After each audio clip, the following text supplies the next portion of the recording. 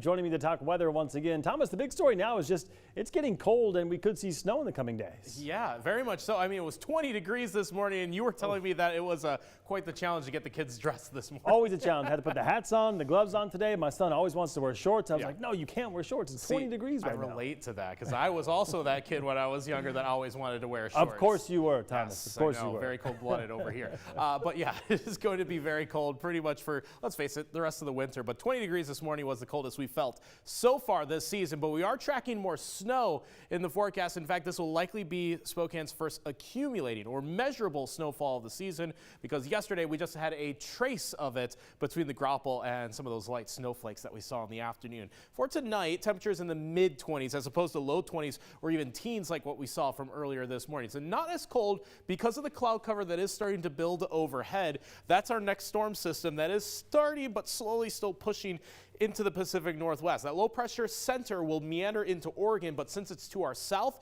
that leaves us on the cold side of this weather system. So unlike the rain and wind from a few days ago when that low pressure went to the north, this one will be a more cold weather system. I say about 1 inch of snow for Spokane and Coeur d'Alene, but it'll probably be less than that because of how slushy we are expecting that snow to be. Could be a bit more solid in our northern areas. I just bumped up Chewelah and Sandpoint to 1 to 2 inches in the forecast, so the Silver Valley should get a little bit more than that as well. So it all depends on where that rain-snow line and rain-snow split is going to fall. Here's the afternoon hours on Thursday. About 5 p.m. Our model getting a little aggressive as to how early that snow might fall, but we'll give it at least a chance for some kind of showers during the afternoon on Thursday. But it's the nighttime hours.